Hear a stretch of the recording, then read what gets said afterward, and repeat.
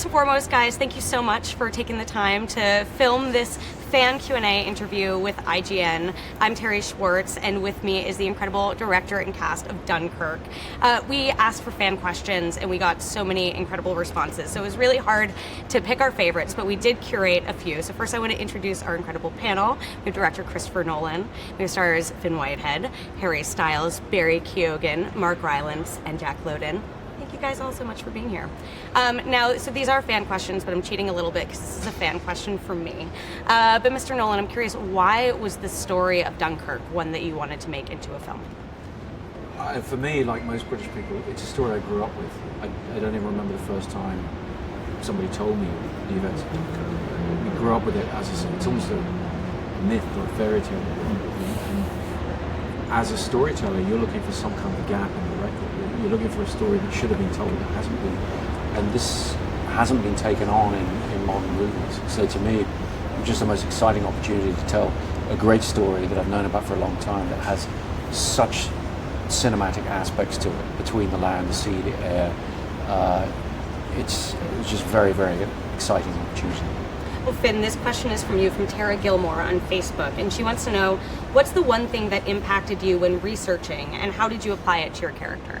I think the thing that really got to me was just the desperateness of the situation and the lengths that a lot of soldiers went to try and get home. There was a lot of accounts of people trying to swim the channel, which under the conditions and the fatigue they all were in, and the gear they were wearing, it was impossible, and a lot of them knew they were basically committing suicide by doing that. So I think that was just a very sobering detail to learn about this event, and just kind of added a layer of subtlety that I felt I needed to have. I think we all felt that, especially being in Dunkirk. It's like a very real thing, and I think that the atmosphere there is very it's palpable with it. It's incredible that you guys shot on location at Dunkirk. Yeah, I mean, it wasn't really something that we had planned initially. We went there to see what the reality was and what remained. And after a few days of walking the beaches with my designer and my DP and Emma and myself, it just became inevitable that we needed to be there. You walk that beach and you feel the history that's there in the sand under your feet, and it just drew us in, and it felt like something we really, really had to do. So Harry, this is a question from you, from Potato Directioner on Twitter. They want to know, why did you audition for Dunkirk? Why was this a movie you wanted to be a part of? I think when I first heard that Chris was going to be making this film, I think it just excited me straight away to watch it as a fan. I think if you're a fan of movies and a fan of Chris, it's impossible to not kind of instantly want to be involved in something like that. And now I just feel all right about being in it. Jack, this one's for you, from Niam Cunningham on Facebook. What was your experience acting in a plane, and what were the challenges? Because I believe it was you pretty much shot on your own, correct? You were separate from the rest of the cast when you were filming. That's a good way of putting it. It was strange to do a part in this film and really be on your own for a large part of it. It was great. It was a very strange experience. It was almost like doing a big self-tape, to a certain degree, like the most expensive self-tape you could do. But it was great. I mean, it's knackering being inside one of those things. It is like sitting in a wheelbarrow with, a washing machine going off at the same time. They're very noisy and they're hot, and those guys must have been knackered by the time they even got towards where the action was. But it was an incredible experience, and one I'd recommend. And Chris, this is something you can talk to a little bit as well, but a lot of your scenes in the movie show you with Tom Hardy, but I'd imagine that you didn't necessarily get a chance to shoot together that often, so how did you sort of create that dynamic? No, I mean, actually, at certain times Jack had to be acting on his own up in a plane, and Tom had to be on his own, but quite often we're able to put the other actor on the end of the radio, so they'd be communicating as they would, over the radio as they're on the film, and it's great when you can actually do that and have the dialogue go back and forth between the actors, so they're not, defining their performance before they know what the other actor's doing. So where possible, we would get a genuine interaction between them over the radio, but they had to be on their own when they were going in that cockpit. Barry, this one's for you, from Mads on Twitter. What was the hardest scene for you to film? Hardest. I don't know. As spoiler-free as possible. Yeah, I was going to say so. Would have been a scene with Jack because he always made it tough for me.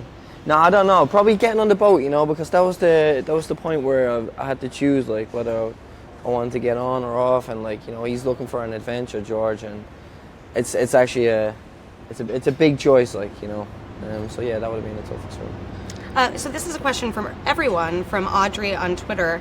Did you all know about Dunkirk's history before auditioning? Yeah, I did, but not in as much detail as I do now. I think, like Chris has said before, you do grow up learning about it. I think by the time I was learning about the war and history, it was kind of skated over a lot of the time in the syllabus. We learn about a lot of other events, but maybe it's something to do with Dunkirk being seen as a military failure in a lot of ways. You don't go into massive detail about it. I'm curious, sort of as a follow-up, what is sort of the most interesting thing you learned about it after filming this movie that you didn't realize going in? The civilians that went over, wasn't it? There was so many that went over. It was just participating, and Yeah, I think a lot of it is just bringing the human aspect to it. I think when you learn about it, it's obviously told in, like Chris has said, this fairy tale way of there were people stranded and people came and got them and then they went home and it was great.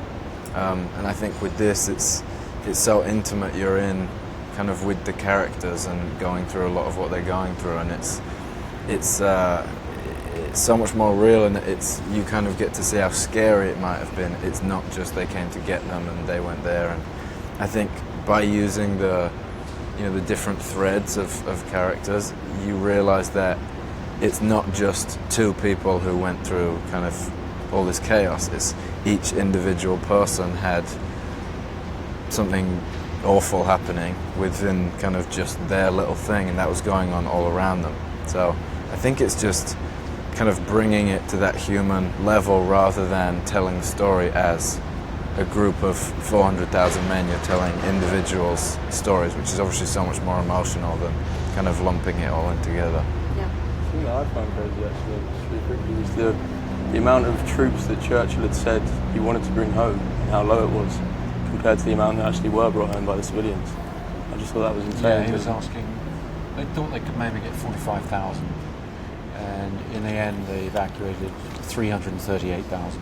So it's just an order of magnitude. It's, a remarkable achievement, or as Churchill later said, within that defeat there was a victory, and that's one of the reasons it's such an incredible tale. And Mark, so you play one of the civilians who goes to rescue the people on the beaches of Dunkirk. Did you have a chance to connect with any of the other civilians who did go and try to save these people? I don't think many of them are alive That's now. So I didn't go to graveyards and try and channel and really connect with them there. No. What sort of research did you do for the role? I tried to not do too much research. I just went to the Imperial War Museum and listened to some recordings that were made before these people passed away, and I'd recommend it. It's very interesting to hear their accounts. So yeah, I'm being facetious, but you can find out from books and from museums what happened to people. So Chris, this is for you. From Brandon Barry on Facebook, how many practical effects versus CGI were used in the making of the film? Well, really, there's very little in the film that isn't derived from real photography of some type or another. So we tried not to have anything in the film that's entirely CG. I think computer graphic imagery, the patina of it doesn't really mesh well with the reality that we're trying to shoot for by shooting on IMAX and extremely high definition and with great color reproduction and all the rest. So we tried to use more old-fashioned techniques. We tried to use false perspective sets, paintings to build out a number of troops, and we tried to marshal a lot of real elements. We tried to have thousands of extras. We had real planes, we had real ships. So there are a lot of old-fashioned techniques that have gone into it, and there's very little in the film that's completely CG. Everything has some basis in some kind of real photography that we were able to do. Well, sort of a follow-up from Yes That Mr. Nice Guy on IGN.com. He wanted to know, what was the biggest challenge of filming a movie of this scope, especially since you're relying on old school techniques? Well, I mean, each story strand has a lot of technical challenges to it. I mean, the aerial unit is particularly challenging, really trying to put the audience in the cockpit of a Spitfire and dogfight with the enemy. But I've done complicated aerial work before, so I've never done anything like this, but I had some basis to work from. What I'd never done is work with boats, and we had what I gather is the largest marine unit in film history, more than 60 boats on certain days, and so to be out there with a team trying to coordinate that and get the elements in the right place at the right time, that was extremely challenging, but we had a great team of people who maximized our resources tremendously. This is a question for everyone from Cass on Twitter, and especially is interesting to me, like considering different groups of you were the land, the air, and the sea. But were any of you scared or nervous during any particular scene that you were shooting that just sort of felt so real and visceral as you were filming it? I think there was definitely one day when we were out on the ocean that was, I guess, the most surreal in terms of just your kind of senses being stimulated, I guess. It was, we were swimming and there was kind of hundreds of people in the water screaming. There was a giant ship and planes flying overhead, and I think that was kind of the most visceral experience of in terms of one kind of moment of the most going on kind of imagery. How about anyone else? I mean, the planes coming towards you, and that was quite, it's were coming those in formation. filmed with actual planes? Yeah. Oh, wow. Oh, yeah. And they seemed very low over our heads. They were very loud. There was one stage where we were like, should we hop off? Or it's all right, Chris, are we rolling? Yeah. He's like, no, you are staying here. I want this to feel real. We had very good pilots, we really wanted to give these guys the reality of moments, like when a bomber flies right overhead and Barry's character has to respond to that. It's a key moment in the film, and I really wanted to try and put together a production where these guys wouldn't have to be using their considerable talents to imagine those elements. They'd be free to just react and concentrate on the truth of their characters. This is another question for everyone from Marion on Twitter. Did any of you know someone, like from your family or friends of family, who was in Dunkirk during the evacuation? I have a friend who has a grandfather who sailed over, actually, and I believe he still has his boat, and it has bullet holes in it. So it's kind of interesting. I think it's pretty amazing for people like that to kind of. I think it just meant so much to people. I think, which you can tell from the amount of ships that were there at the actual time that were involved in the film. The fact that those guys kind of get together and still sail around with each other, it's such an important kind of piece of history for people. Did anyone else? I think survivors at the time are quite few and far between now, so it was quite hard to find someone to talk to who was actually there. My granddad is ex-military, so I talked to him about just kind of being a soldier and being a young soldier and his first experiences kind of going into battle, particularly your first time. But no, I didn't know anyone who was actually there. I think what's so interesting about the movie too is it's such sort of like a harrowing story of survival as well. It's like these people want to live. And I'm curious sort of what were the challenges of conveying that, like it's heroism, but also just like that fight to survive. It's very almost like a thriller in that element.